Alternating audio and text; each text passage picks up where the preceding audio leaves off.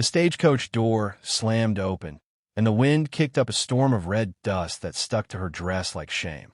Clara Bell stepped down, one hand at her belly, the other gripping a cracked leather satchel.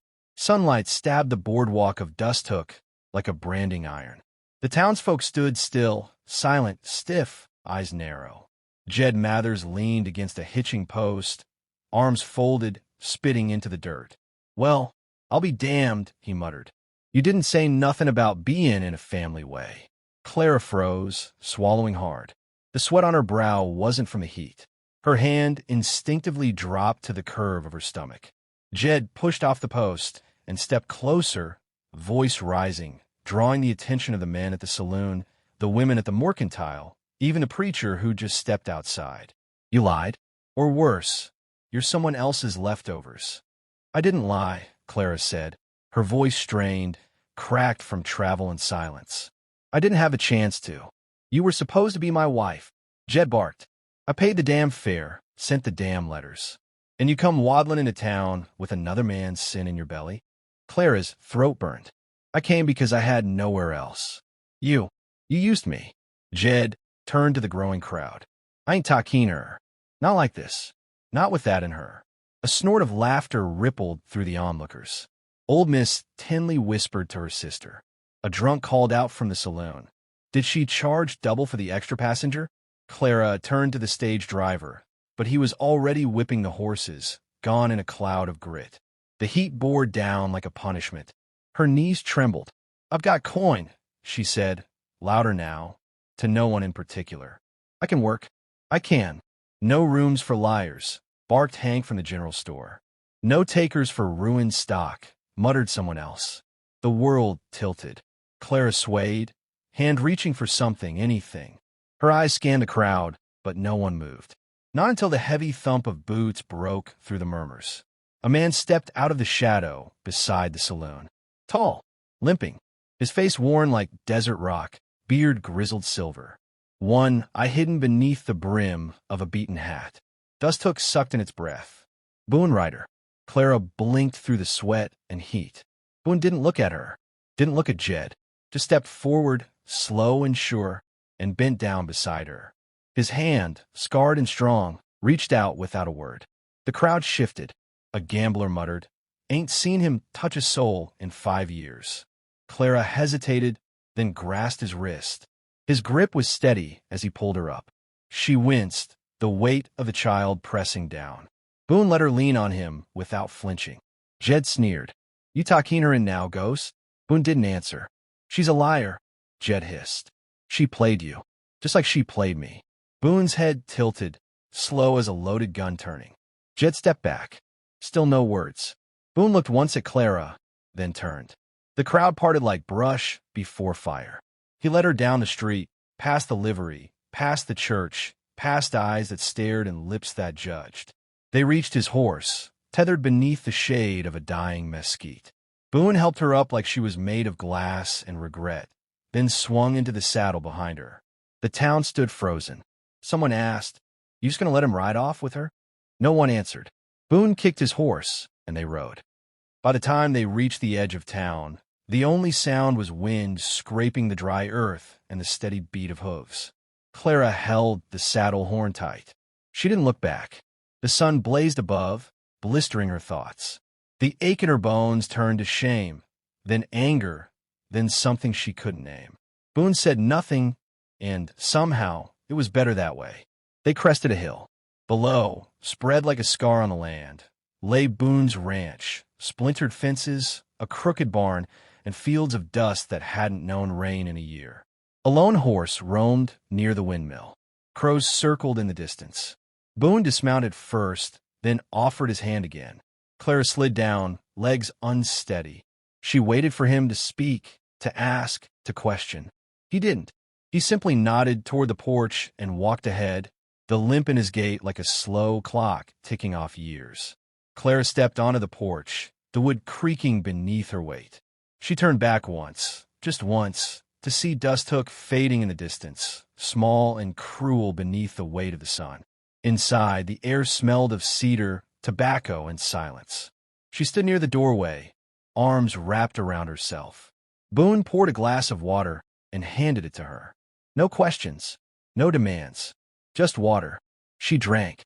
He took his hat off and set it gently on the table. His eyes, quiet, tired, the color of storm-washed stone, met hers. Then he walked to the back room, boots thudding softly against worn floorboards. She heard a chair scrape. A sigh. Outside, a lizard darted across the porch. Wind whistled through the cracks. Clara sat down at the table, the child within her shifting, kicking softly like it knew something had changed. And maybe it had. Maybe ghosts didn't always haunt. Maybe sometimes they saved. The hammer struck the post with a dry, hollow crack. Boone Ryder didn't flinch, though the splintered wood fought him with every nail. The fence had buckled overnight. More boards kicked loose, some missing altogether. Clara watched from the porch, her hand resting on the curve of her stomach, eyes narrowed against the morning glare. "They did this," she said. Boone straightened, chest heaving. He didn't need to ask who they were. Down by the edge of the field, the tracks were fresh, boot prints smeared in the dirt. One horse's hoof angled where it had been led away. His youngest mare. "Gone. I can go back," Clara said quietly. "If it stops this. I don't need you paying for my sins." Boone lifted another plank, slammed it into place. The rhythm of his work was the only answer. Inside, the house smelled of coffee and heat. Boone wiped the sweat from his brow and moved toward the trough to wash. Clara followed, stepping over a broken rail, bare feet pressing into scorched dirt. "I didn't mean for any of this," she said. He didn't look at her, just dipped his hands in the water and scrubbed. Clara's voice wavered.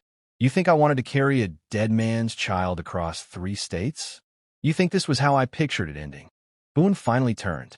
His eyes weren't cold, just full of quiet things that had no place in words. He held her gaze for a long moment, then handed her the tin cup from the railing. She drank, and said no more. By noon, the wind had picked up, sweeping dust across the fields. The sunflowers Clara planted behind the house leaned heavy, but still they held on, golden heads bowing toward the barn. Boone sat under the porch awning, oiling his saddle strap, the creak of leather steady in his hands.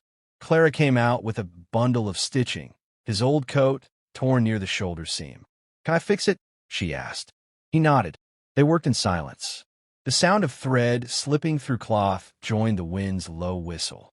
A hawk circled overhead. Far off, a coyote howled, then went quiet again. She said, after a while, "My fiancé died in a saloon brawl before we married. Man, he owed money to pull the knife. I didn't even get to bury him proper. Folks back home, once they saw I was carrying, well, they turned cold." Boone didn't respond. She laid the coat over the rail and stood, hands folded in front of her belly. "I ain't ashamed of the baby, but I'm tired of being seen like a curse." Boone picked up his canteen and drank, then said, low and even, "This place has seen worse than curses." She sat down beside him. He went on, voice like gravel and smoke. "Had a wife once. Rachel. Boy named Eli. 6 years ago, 2 men rode in here. Wanted to drag me back to the life I'd left behind. I told them I was done. They didn't believe me." Clara's breath caught. They came back a week later while I was out mending fence. Rachel tried to stop him. Eli ran. He looked toward the field, but his eyes were far away. "I buried them by the stream. Haven't picked up a gun since." Neither of them spoke for a long while. Just the sound of wind and old memories shifting in the dust. That night, Clara lit the lanterns while Boone chopped wood. She cooked beans and cornbread over the stove. The baby kicked twice, and she smiled for the first time in days. When Boone stepped in, his shirt stuck to him with sweat. He paused at the sight. Warm light, the smell of dinner, a table set for 2. He hadn't known how much he missed normal. She ladled his bowl without asking. He ate without complaint. Outside, the moon rose like a pale coin over the ridge. They sat across from each other, the lamplight flickering across their faces. She said gently, "You think ghosts stay because they're angry?" Boone shook his head once. "They stay because they remember." The crash came just before dawn. Clara bolted upright in the cot. Boone was already at the door, rifle in hand. The barn was open. He stalked forward, barefoot and silent, scanning the yard. A single note hung from the splintered doorframe, pinned with a hunting knife. He pulled it free, scrawled in black ink, barely legible. She ain't yours, cripple, and the brat won't live to see August. Boone's jaw tightened. Behind him, Clara stood, wrapped in her shawl, one hand on the doorframe, the other on her belly. Her eyes locked on the message. "Jed," she whispered. Boone crumpled the note in his fist. The sky behind him began to burn with the first orange light of morning. He turned, stepped past her into the house, and vanished into the back room. A moment later, she heard wood scrape against the floorboards. The sound of something old being uncovered, something he had buried long ago. She stepped closer, heart pounding, and saw it. An oak trunk, dusty, latched with iron. Boone lifted the lid. Inside, a pair of polished revolvers, wrapped in black oilcloth. A leather holster, a silver pocket watch, and a photograph, worn at the edges, of a woman with a quiet smile and a boy missing his front teeth. Boone touched the photo, thumb trembling. Then he took the holster and strapped it on. Clara spoke, voice barely a whisper. "You said you were done." Boone looked up, and for the first time, spoke with the weight of who he once was. "I was." He snapped the revolver shut and walked out into the light. The dog's body was still warm when Boone found it. Lying just past the barn, curled against the base of the fence, a single bullet hole behind the ear. No struggle, no noise during the night. Just silence and death. Boone knelt beside it, his hand resting on the coarse fur. The sun hadn't yet cleared the ridge, but the sky burned violet. Behind him, Clara stood barefoot in the grass, robe tied tight, one hand on the doorframe, the other clutching her belly. "Why?" she whispered.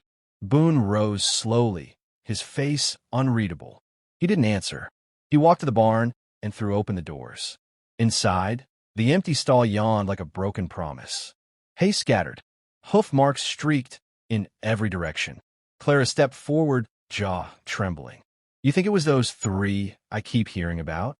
The ones Jed's been buying drinks for?" Boone pulled down the saddle from its hook. "Virgil Slade, Benny the Crow, Ace Dupree." He said their names like he was spitting them out. Clara watched him throw the saddle over his horse's back, cinch the strap tight. "They're killers." Boone didn't look at her. So was I. Dusthook simmered in the distance, heat rising like a veil over its rooftops. Boone rode slow, the weight of his revolvers slapping against his hips with each sway of the saddle. He kept to the brush, eyes on the horizon. The canyon walls to the north were dry and tight, perfect places to stage an ambush. He remembered them well. At the saloon, Jed sat slouched on the balcony with a bottle and a pair of dice. Laughter echoed up from below. Boone didn't stop, just passed by with dust on his boots and ghosts in his eyes. Slade and his men weren't in town. Not yet, but Boone could feel them coming, like thunder still miles off, but already curling your gut. That night, Clara found him in the barn, oiling his guns under lamplight. The metal gleamed like moonlight on water. Her voice was low, firm. "You planning to die out there?" He didn't glance up. "Not if I can help it." "You think this ends it?" Boone slid a bullet into the chamber. "No, but it slows the fire." Clara stepped closer, anger sharpening her voice. "You think you're doing this for me?" "For him." She touched her stomach. "You think violence is going to wash you clean?" Boone looked at her, and for a moment, the years fell off his face. What stared back was not a killer. It was a man drowning slowly, quietly, for far too long. "I think peace only comes for the dead," he said. She knelt beside him, her fingers wrapped around his. "Then don't go looking for it." Boone closed his hand around hers. Not tight, just enough to know she was real. The next morning, the message came. A rider, young, scared, barely old enough to shave, rode in fast, tossed a paper toward Boone, and fled without a word. Boone unfolded the scrap. "Midnight. 3 riders. North Ridge. You show, or we come to her." He tucked the note into his coat and stared out at the horizon, where the land curved into dusk and wind howled low through the sage. By sunset, Clara was loading her own rifle. Boone stood on the porch, watching her. "You ever shot a man?" "No," she said, "but I can sure aim at one." He stepped toward her, took the rifle gently. "You stay here." "No." "You're a child. Then I have more to fight for than you do." Their eyes locked, the air between them dry and brittle. Boone's voice dropped. I need a ride clean. No fear trailing me. She didn't cry. She didn't plead. She simply kissed his cheek and handed him back the rifle. Then come back. Or don't bother dying at all. The north ridge was all jagged stone and brush, the moon hanging thin above it like a sickle. Boone arrived alone, the silence clawing at the edge of his senses. He dismounted, boots crunching over gravel, and stepped into the clearing. 3 shapes emerged from the shadows. Slade grinned, black hat tilted back. Heard the ghost still had bones left to break. Boone said nothing. Benny the Crow cracked his knuckles. Could have stayed out of it, Ryder. This ain't your woman.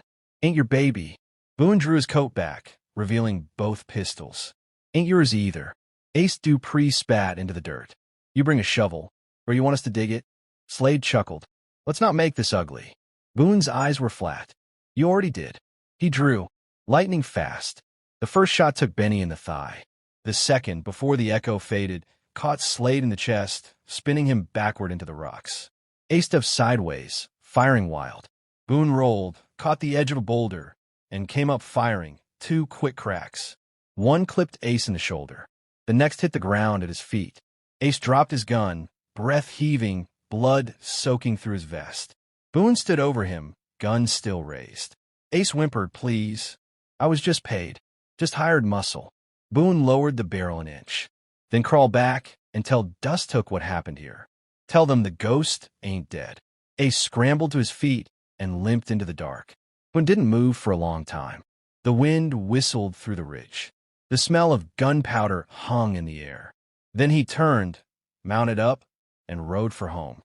He arrived just as dawn began to touch the sky. Clara was on the porch, rifle across her knees, eyes red from no sleep. She stood as he dismounted, her gaze searching his face. You alive? Boone nodded. They gone. 2 of them. She stepped forward, resting her hand on his chest. You hurt. Boone winced, then gave a half smile. I've been worse. She let out a breath and touched her forehead to his.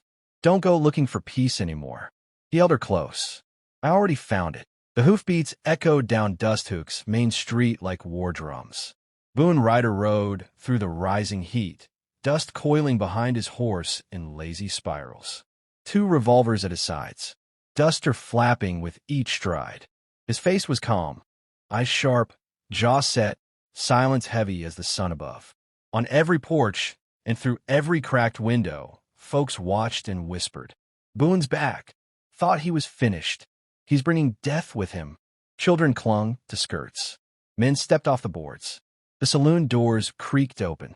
Jed Mather stood on the balcony above, glass in one hand, smirk in the other. Well, Jed called, voice sticky with liquor and pride. Didn't think you had the spine to show. Boone didn't answer. Across the street, old Sheriff Tully stood with arms crossed, no badge on his chest. He watched the ghost of a man ride straight into fire without so much as blinking. I warned you, Jed, Tully said. Jed sneered. You warned everyone, and still nobody listened. From the far end of town came the sound of hammering, a livery door slamming shut. Everything else was still. Boone dismounted in front of the saloon. One slow breath, one glance toward the balcony. Then he stepped into the street. Virgil Slade's body had already been buried. Benny the Crow was still rotting in the canyon. But Ace Dupree, bloody, broken, humiliated, had crawled back into town with the tail. And now, Jed Mathers stood with 5 hired guns on the rooftop, another 2 in the shadows beneath the awning. The setup was clean. Too clean. Jed raised his glass. Didn't figure you for a fool, Boone. Thought after burying your kin, you might have learned your lesson. Boone stared, unmoving. Jed's grin faltered. From the ridge above town, a glint of light sparked off iron, just for a second. Clara, rifle in hand, eyes behind glass, wind in her hair. Boone shifted his weight. The first shot came from the rooftop. Boone dropped to one knee, firing up into the sun, 2 rounds, tight and clean. One gunman screamed, tumbled down through the saloon awning, dead before he hit the dirt. Another fired wild and missed. Boone rolled left, bullet grazing his shoulder.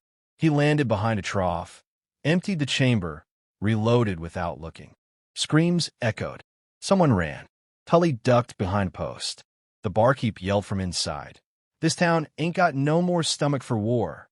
Boone rose from cover, fired twice. Another hired man fell from the balcony rail, crashing through crates below. Jed staggered back, shocked, clutching his hand, blood pouring between his fingers. "You think this town belongs to you," Boone called out. His voice was low, but it carried through the dust and chaos like thunder in a canyon. But it don't. It never did. Jed's face twisted. "You gonna kill me, ghost?" Boone stepped forward, calm as death. "No." Behind him, the church bell rang. Noon. Boone pointed toward Jed with the barrel of his revolver. "You're gonna confess." Jed laughed, wet and shaky. "You think they'll believe you?" "I don't need them to believe," Boone said. "I just need you to remember." And then Clara's rifle cracked from the ridge. The bullet hit the plank behind Jed's feet. Splinters flew. He stumbled back, heart thudding. Boone holstered one gun and drew the other. "Tell them," he said, or the next one don't miss." The street was silent. Jed looked around. At the sheriff. At the townsfolk. No help came. He dropped the glass. It shattered. "I paid them," Jed muttered. "Paid Slade, Benny, and Ace to run her out. Told him to scare the baby out of her. Told them. She humiliated me." Boone nodded once. Jed dropped to his knees, hands shaking. "I didn't think he'd fight back. I thought he was done." Boone holstered his second gun and turned. From behind the church, two farmers stepped forward. One nodded at Boone. The other spit in Jed's direction. Sheriff Tully picked up his old badge and pinned it to his shirt. "That's enough," Tully said. "Boone, you've done your part." Boone paused, looked up to the ridge. Clara lowered her rifle and stepped away from the edge. They left Dusthook behind that same day. Boone rode with one arm bound and the other hand holding the reins loose. Clara followed, close behind, the sun warm on her face, her eyes never leaving the horizon. They crossed through the canyon without a word. The land felt different. Not softer, but freer. Months passed. Out at the Ryder Ranch, the fences stood tall again. The sunflowers bloomed taller than the windowsills. And in the breeze, laughter floated, soft, warm, human. A baby boy was born in the early winter, named Elijah Boone Bell. A new name for a new beginning. Some say Boone never picked up a gun again. Others swear he taught his son how to shoot with both hands and one eye closed. But all agree on one thing.